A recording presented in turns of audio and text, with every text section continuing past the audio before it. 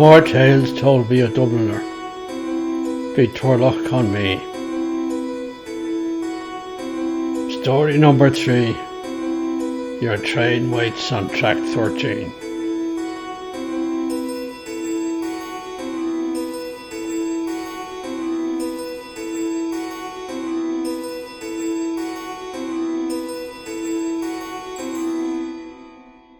When I travel across Switzerland from the Grisons to stay at the wife's place in Laufen, I always pass through the central station in Bâle.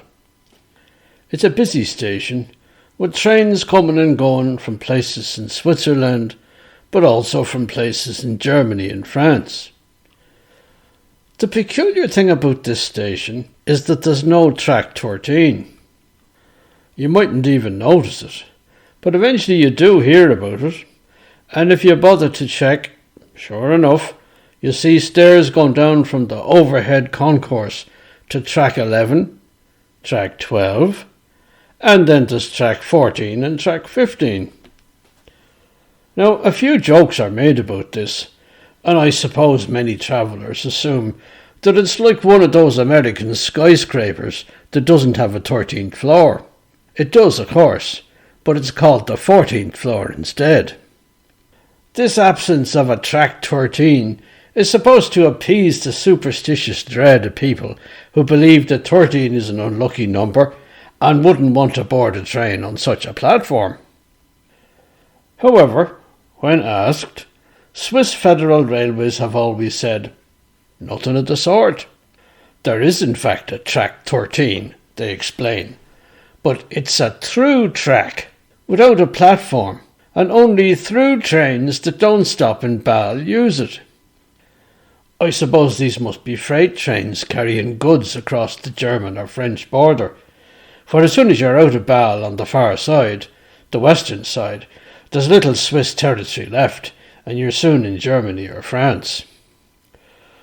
Swiss Railways also point out that in Zurich, a station of comparable size, there is a track 13, and nobody thinks twice about taking a train from it. All this is true. However, it is a bit odd that in Bâle, precisely track 13 is a track where no train stops and where you can't get on or off. It exists, but everybody, including Swiss Railways, acts as if it didn't. Whenever I travel through Bâle, I come in on a mainline train from Zurich. The journey can be done non-stop in just under an hour, and in Bâle I have to change to a commuter train going out into the Laufen Valley to the south of the city. Now, the Swiss have a great reputation for punctuality, as we all know. Everything seems to run like clockwork. That means, by the way, that if you're booked to attend a business meeting at 10 o'clock in the morning, you'd better be there no later than 2 minutes to 10, or you'll be getting phone calls asking what's happened to you. Now, I don't mind telling you, that's quite a stretch for an Irish lad. We have a much more relaxed attitude to time, and think nothing of appearing at a meeting 10 minutes late. They have some idea of this Irish attitude to time in Switzerland and Germany. There used to be an advertising campaign for tourism in Ireland, as I remember, and the slogan was, Irland, wo die Zeit auf Urlaub geht. Ireland, where time goes on holiday. Still and all, you can't bring your easy Irish ways over there. You have to learn to be punctual, or they get their backs up. Swiss Railways is very punctual, and you can't really find fault with that. In Ireland, God knows, the train may run on time, or it may be late, and sometimes it may not run at all. Swiss trains are a luxury in comparison. You can expect them to run on time, and they all connect. Otherwise, profuse apologies are broadcast over the loudspeaker. Still, there is human error, acts of God, and circumstances beyond their control. The Laufen connection for the Zurich train in Bâle is a bit tight, as it happens. I found that if we were late getting out of Zurich, or if they had to switch us to the northern line that runs along the Rhine, and which is longer than the usual southern line. We might be late getting into Bâle, and I might miss my connection to Laufen. This happened often enough over the years, and I would have to get used to the idea of being stuck in Bâle for half an hour until the next commuter train passed through. Waiting around like this a few times, I made an interesting discovery. Not only were there the regular commuter trains, which could be pretty full at rush hour, but Swiss Railways put on a few unscheduled extra trains that were announced at short notice. It struck my fancy that these trains, more often than not, were marshalled from old rolling stock that you hardly ever see otherwise. Passenger coaches that look like they've been around since the 1950s. I liked to get these old trains because travelling on them was so quaint, and they were never crowded, because most commuters don't seem to know about them. I liked these trains so much that even if I was in time for the regular commuter train, I would study the departures board to see if there was a special, and if there was, I'd take that, even if it got me to Laufen a bit later than planned. One foggy evening, when I arrived in Bâle rather late, I looked around to see what trains might be on offer. Specials, that is. Suddenly, I heard an announcement over the loudspeaker system. Achtung, Achtung, Reisende nach Laufen. Ihr Zug wartet auf Gleis 13. That was to say, travellers to Laufen. There was a further string of stops, but I didn't pay much attention. Your train is waiting on track 13. On the spur of the moment, I decided to go for this, and I walked along the elevated concourse with stairs, lifts and escalators, all going down to the platforms below. But I just found myself hesitating between track 12 and track 14. I saw a man with information written on his yellow jacket. So I asked hurriedly, "Where is track 13? He turned around, beckoning me to follow, and led me to a dark flight of stairs which I'd never noticed before. Thanking him, I hurried down this flight of stairs. At the bottom, I found myself within cavernous walls that cut me off from the other train tracks. Here there seemed to be no platform, but there was a train. It seemed to consist of old carriages, even older than the old ones I knew, and the slow puff and the smell of sooty smoke up front told me that this was being pulled by a steam engine. I had once by chance got on an antique excursion train a bit like this, drawn by a restored steam loco, in Laufen on a Sunday, and I could only assume that this was a similar stroke of luck. As I walked along the track bed, seeking a door where I could board, a man in a hat and overcoat banged at a window to get me attention. He seemed to be shouting, "Nicht einsteigen! Don't get on board!" But I assumed he must be some madman or eccentric, and passed on, ignoring him. Eventually I found a door that opened, and with considerable effort hoisted myself from the track bed into the coach, along with me travelling bag. The door closed thunderously behind me. Almost immediately, the train started off, and I sat down in a sparsely populated coach. The train rumbled forward, but in a different direction to what I had expected. Soon a ticket inspector came around, a man dressed in an oddly old-fashioned uniform and a KP like a gendarme. He stopped and asked me in a conspiratorial tone where I was going. I said Laufen. He just nodded and moved on. He hadn't even asked to see me ticket. Meanwhile, the train seemed to be passing through an empty station, which I recognised as Basel-Bad. Only trains to Germany passed through there. Then we were out of it, and on our way to the border. The Swiss railway inspector came through the carriage again, and I asked him about where we were going. Yes, he said in the same conspiratorial tone. We were going to Weil am Rhein, Freiburg im Breisgau, and Neuenburg, Laufen. But I want to go to Laufen in Switzerland, I said. That's why I got on. Well, he said, stay on the train and we will try to get there on the way back. Then he hurried on to the next coach. I was left open-mouthed, not knowing what to make of all this. Then a man came towards me. Seeing me perplexity, he stopped. It was the same man, in hat and overcoat, who had told me not to get on board. He didn't seem mad now, but he looked at me in the same conspiratorial way the inspector had. Then he spoke to me. Where are you trying to get to? He asked. His speech told me he was a German, not a Swiss. I'm trying to get to Laufen, but Laufen near Bâle, not some Laufen in Germany. I seem to have boarded the wrong train, or a train going in the wrong direction. It does not really matter which direction we are travelling in, he said in the same conspiratorial tone. The important thing is to stay on board. You must not get off. It will be far too dangerous.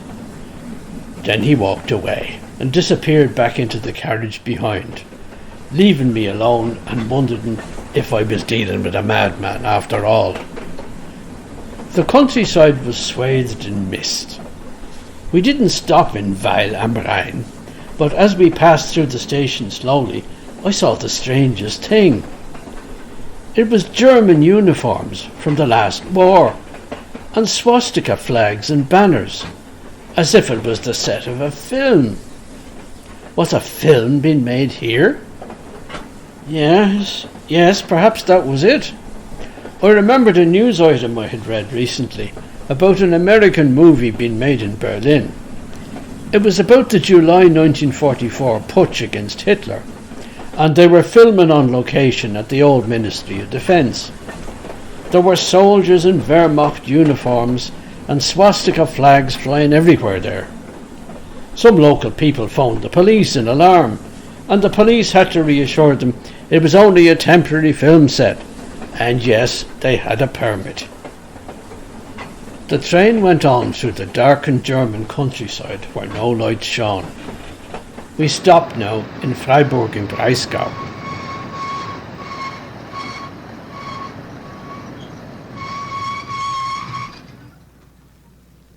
We were there several minutes. Up and down the platform walked soldiers and officers of the Wehrmacht in their field grey uniforms, and swastika flags and banners were in evidence. The civilians looked old-fashioned in their hats and overcoats. This was no film. I had no urge now to disembark.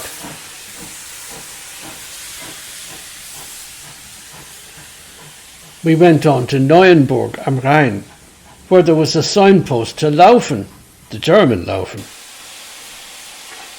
We waited a long time in the station. Then a new steam engine was put on at the front of the train.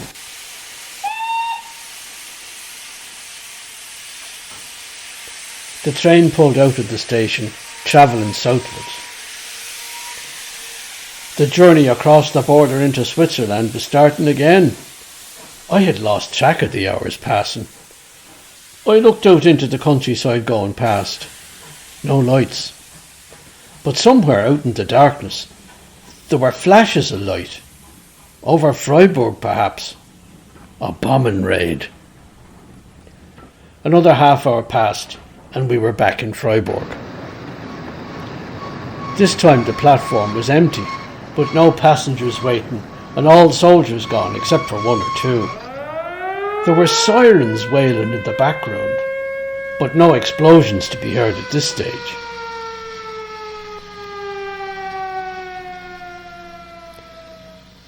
After we left Freiburg, I saw a man walking down the almost empty carriage in my direction.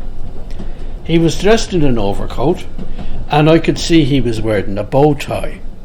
He was also wearing horn-rimmed glasses. He looked about 40. He exchanged glances with each of the men who sat there alone in the carriage, and then he came up to me and stopped. "May I?" he asked confidentially. I waved to the seat opposite. "I do not know why you are here, or where you are trying to get to," he began. "Laufen," I told him. "Laufen, on the Swiss side." Yes, of course," he said impatiently. "What you are doing is very dangerous. You know that. We are all in the same position." I looked at him blankly. He began to seem a little more doubtful. "As long as you stay on the train, you are safe with us," he went on. "It is locked from the outside, and because it is a Swiss train, they do not board it. The trouble is, we keep travelling back and forth across the border.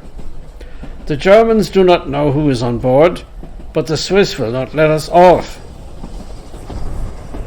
"What is all this about?" I exclaimed. "I know nothing about what you're telling me. I wondered if you were mad at first, like that other fellow who was here a while ago. But you don't seem to be." The man shook his head sadly. "No, I am not mad," he said. "But perhaps we have all become a little mad from travelling on this train."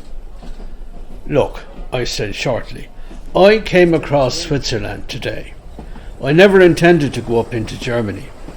I was on my way to Laufen on the Swiss side, not some German Laufen. There seem to be several Laufens." He nodded. "Yes, of course there are. It's a common place name. But where are you really trying to get to? You are some kind of foreigner, I suppose." "Yes, I'm an Irishman, as it happens." The man's eyes suddenly brightened. "An Irishman? You are a neutral party, then? Are you a diplomat by any chance?" "No," I told him. "Just a professional editor." "Of newspapers?" he asked eagerly. "No, not even that," I said. "I work for private industry, mostly." Then the man said, looking me straight in the eye, "I am trying to get to Ireland. Look, I have a visa." He pulled a crumpled paper out of an inside pocket and showed it to me. It was typed. There was a header to say it was from the Irish Embassy in Berlin. I looked at it. It was a visa to enter Ireland, all right. It was made out to one Julius Pokorny, but it was dated November the 1st, 1941. I looked up at him, more perplexed than ever. He met my gaze. "I am Julius Pokorny," he said.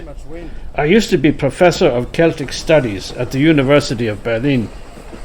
But when the Nazis came to power, I lost my position. It was because I could not produce an Arya-Nachweis. You know what that is? It is a proof that you are a true 100% Aryan." He paused and then said bitterly, "I could not get one. I had Jewish grandparents on both sides. So I was out." I looked at him wonderingly now. He still met me gaze and went on.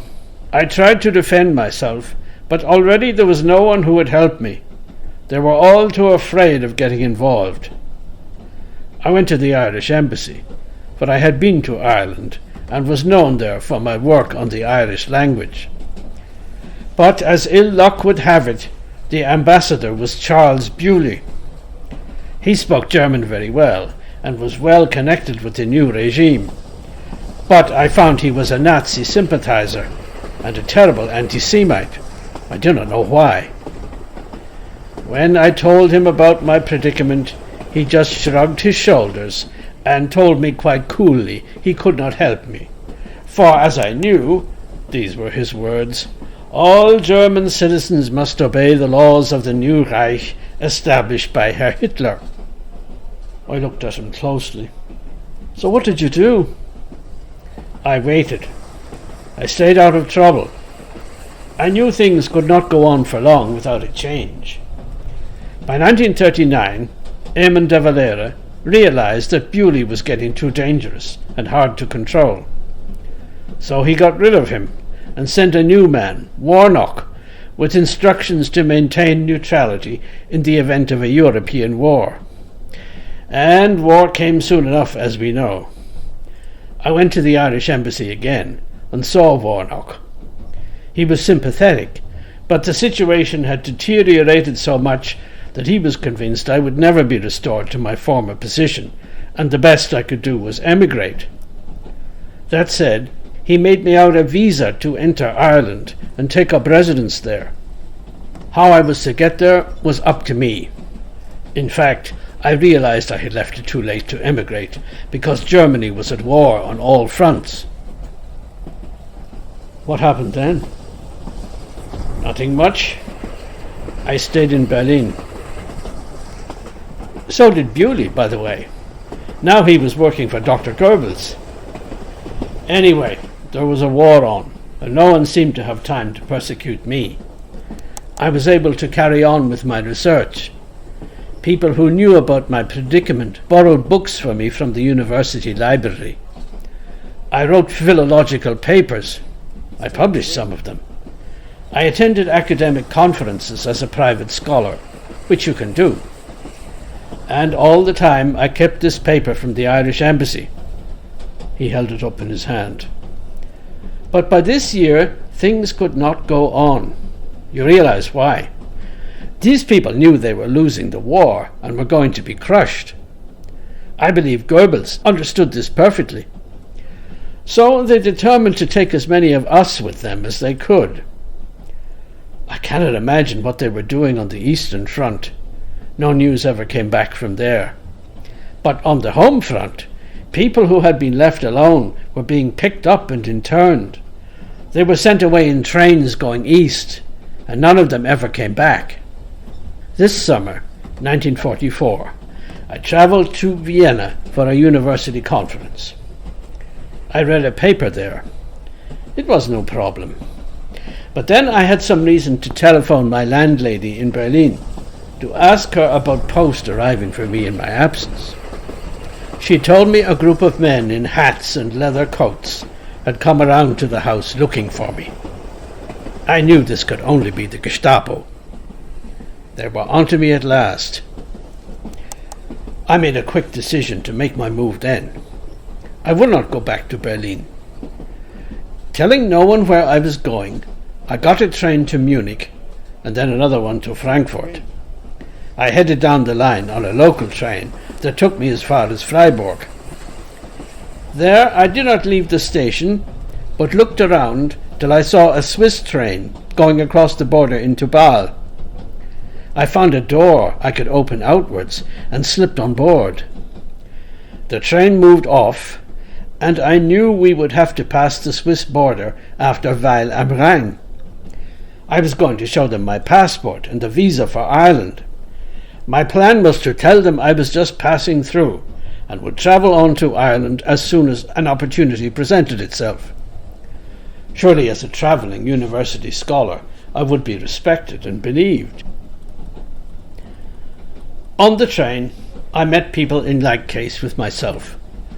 We were reluctant to talk at first, but when we looked into each other's eyes we knew that we were a brotherhood, just fleeing for our lives and trying to get to the one place. There were no soldiers or border guards on the train, just one Swiss contrôleur who did not seem much interested in inspecting our tickets. I really would like to get to Ireland. I have been away for too long. More than 10 years ago, I published a paper in Berlin outlining a whole new theory about the Irish language.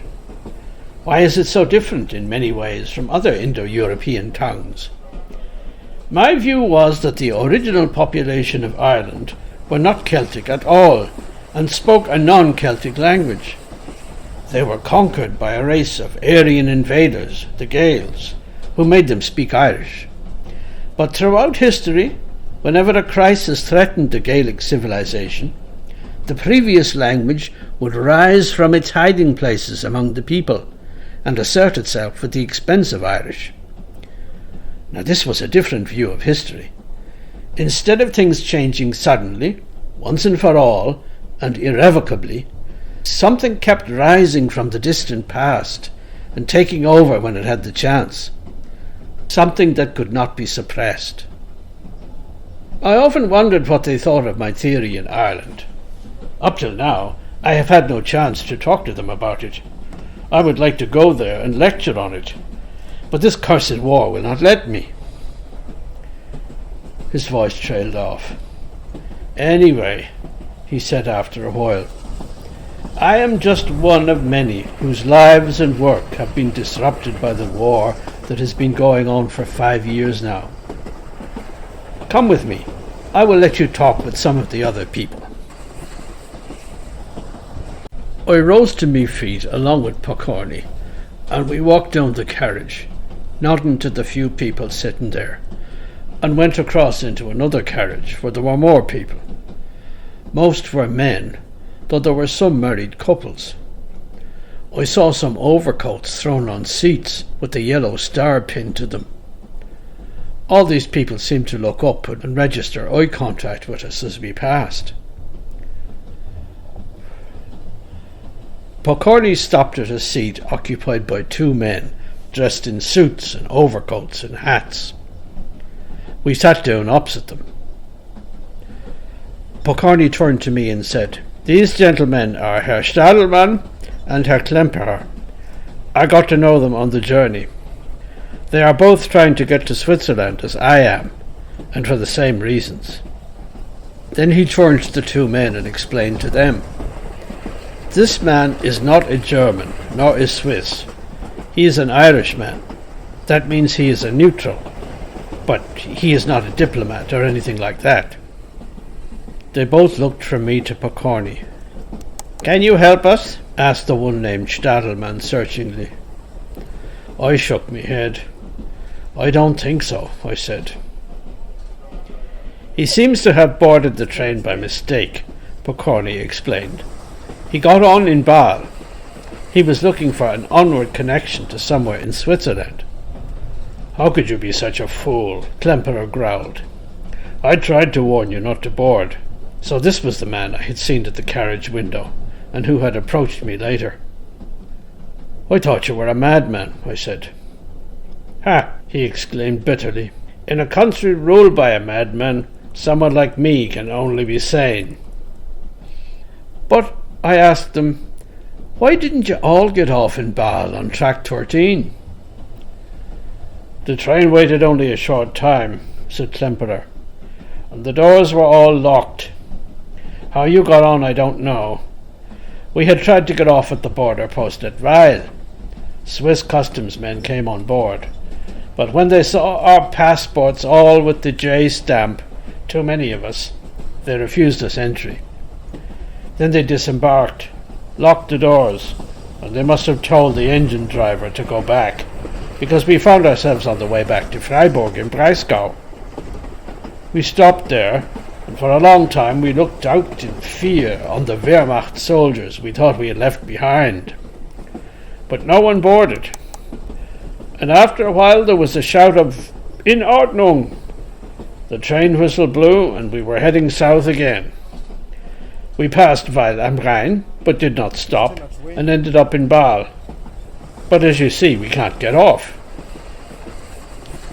Why won't the Swiss let you in?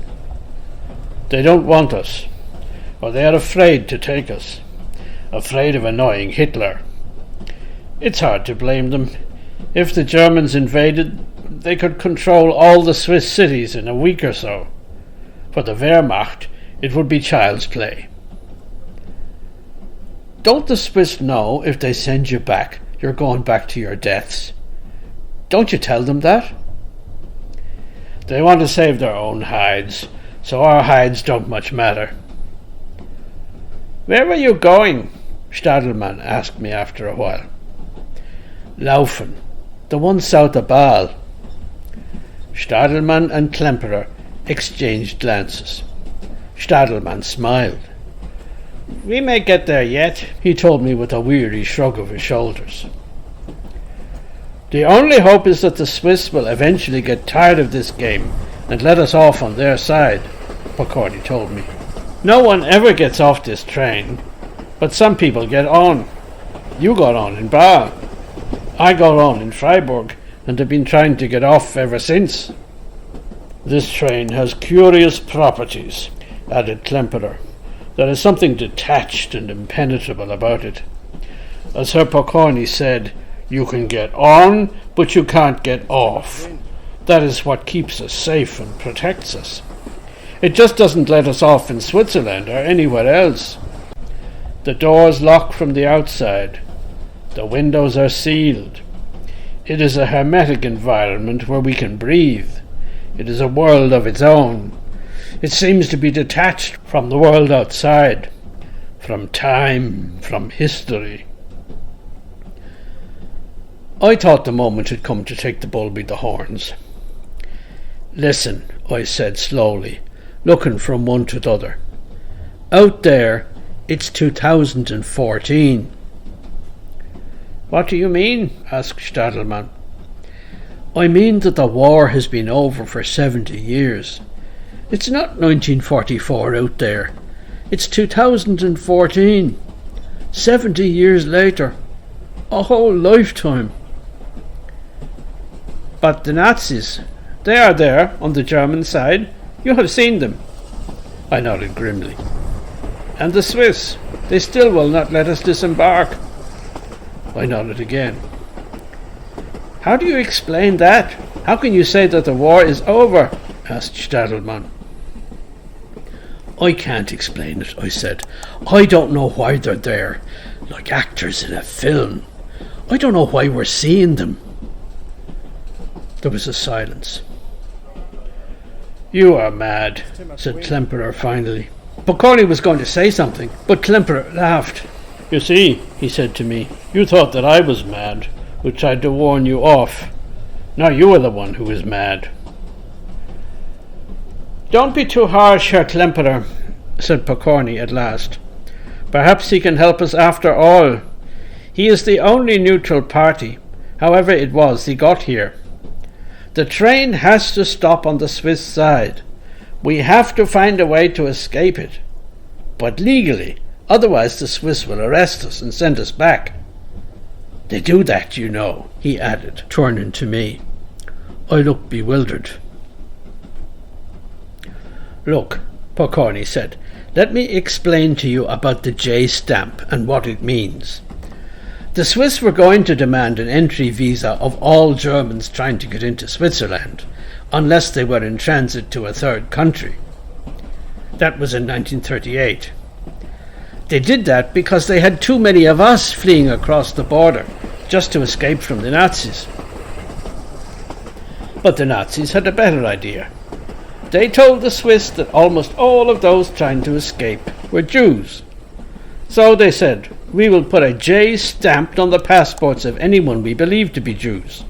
They are the refugees who want to inflict themselves on you. Now you can just send them back to us, and we can deal with them. We have all had these J stamps in our passports since 1938, when the Swiss accepted this as a compromise. It is as he says, said Stadelmann to me. We all have these J stamps. That is why the Swiss would not let any of us off and lock the train. This train journey was planned as an excursion to freedom, said Klemperer. It has ended up as an excursion to nowhere. Just then, the Swiss railway inspector appeared from the next carriage. He was pushing a wooden trolley before him, piled with sandwiches and coffee cups, which he distributed to the passengers. He came to us. As he dispensed our coffee from a large metal urn, Pokorny said to him casually, Contrôleur, this man here seems to have got on by mistake in Bâle. He wanted to go the other way. Ah, yes, said the Swiss after studying me for a moment. You were going to Laufen. Well, can you help him? Pokorny asked. Can you get him off in Laufen, since we are now on the way back? The inspector raised his arms in a gesture of helplessness. We can try. When we stop at Weil, or Lörrach-Steffen, if we go that way, I can talk to the train driver over the intercom and ask him to go beyond Bâle out to Laufen. Then if I can raise the station master there, the gentleman can get off." He went on with his trolley to the next carriage. "You see," said Pokorny to me, "there is a way for you to get off if you will only take it." I looked around the group. "Why don't you all get off then?" I asked them. "Once the door is opened, you could pile off the train as a whole group and go your separate ways."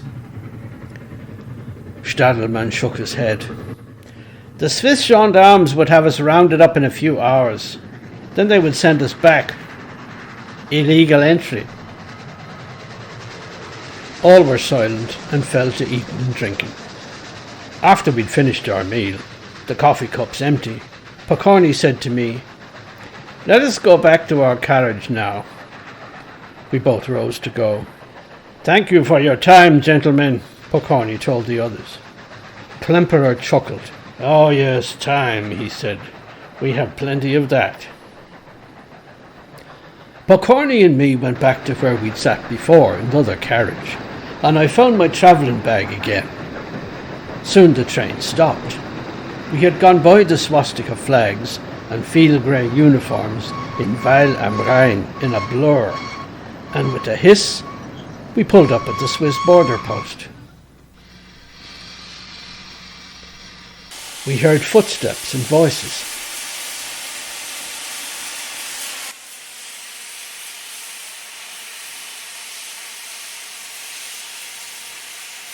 After a while, the whistle blew and we were off again.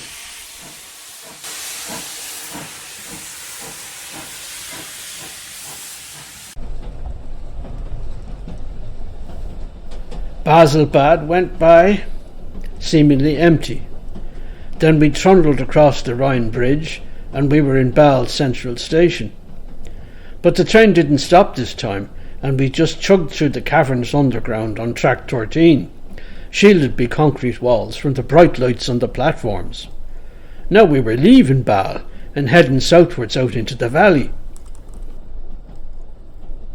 "Look," I said to Pokorny, "why don't you ask the contrôleur to let you off at a border post? Say at Weil am Rhein, or even better, Lörrachstetten, if the train goes by there next time. Lörrachstetten is just south of Lörrach town, and just at the border. You could walk down the line to the border post and show them your passport and your Irish visa. You tell them you're not staying, but going on to Dublin, where you have work to do. I'm sure it's true. They have to let you in, because you're in transit to a third country, even if you have this J stamp." "I know," said Pokorny wearily. "That was what I had planned to do, if I could get past the German border posts." "Well, now you don't have that problem. Get off the train in no man's land, between the border posts. That should be doable, with help from the contrôleur." Yes, said Pokorny. "I have been thinking of all that, but now things are different. How can I leave Stadelmann and Klemperer and all the others?" "It seems to me," I said, "that you have a chance that they don't, thanks to the Irish ambassador. Don't throw it away." "You are right, of course," said Pokorny. "I have this extra card to play which the others do not know about. I have not had the heart to tell them. The time will come when I will play this card, because I must. But not now." He looked away. The inspector came down the middle of the carriage to us. "Next stop, Laufen," he said to me. "Come." I got up with my travelling bag and followed him. Pokorny walked a few paces behind me. We went to the door where I'd got on. The train ground to a stop. It was difficult to see anything because of the low-lying fog, but we were at a station. After a while, a man in a railway uniform came out of the darkness and stared in puzzlement through the window.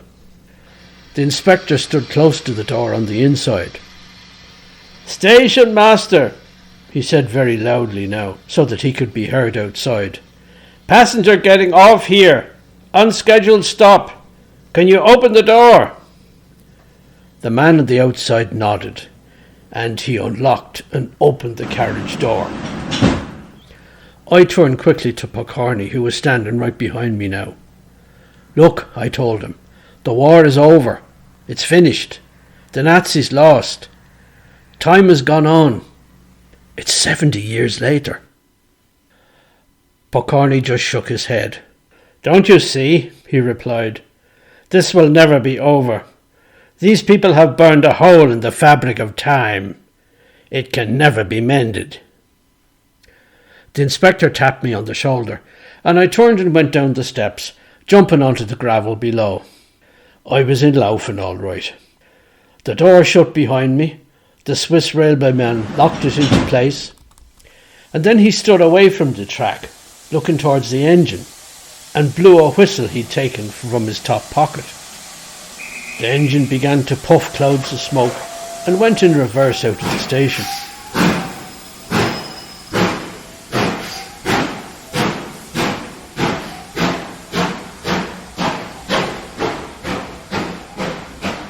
I watched its lights till it disappeared into the nighttime woods of the Laufen valley. I turned around, intending to say something to the railwayman, but the railwayman had gone. I shivered. It was just before dawn. I picked up my travelling bag and walked through dimly lit, deserted streets into the town. In the years afterwards, I've often wondered what happened to the people I met on that train. At least I was able to find out about Julius Pokorny. It seems that one night in 1944, he presented himself at the Swiss border post at Lörrach, walking in with his suitcase and showing them his passport from the German Reich and his visa for Ireland. He explained to the Swiss border guards on duty that he was a Celtic scholar on his way to Dublin to continue his academic research at the universities there. He was duly admitted to Switzerland. It amazed the Swiss, it was said at the time, that he'd got across from the German side so easily. Had he bribed the guards there? Or had some high-ranking Nazi arranged to let him through? A former student, perhaps? But Pokorny would never say how he had managed it. After the war, Pokorny never did go on to Dublin. He was offered a post as Professor of Celtic Studies at the University of Zurich and resumed teaching there. He retired from the chair in 1965. In 1970, he was killed in a traffic accident in Zurich. It seems he was trying to cross the main street near the station when he was struck by an oncoming tram. When they lifted him from the rails, he was dead. It strikes me as ironic that a man like Pokorny, who had survived all through the war and escaped to Switzerland by the skin of his teeth, should be run over by a tram in peaceful Zurich. Whenever I'm in Bâle or Zurich and see a clanging tram grinding along the rails towards me, I think of poor Pokorny and keep a respectful distance till it has rumbled past. I have also become very circumspect about getting on unscheduled commuter trains in Bâle Central Station. If the rolling stock looks any older than the 1950s, I shudder and turn away and look for the regular scheduled train instead.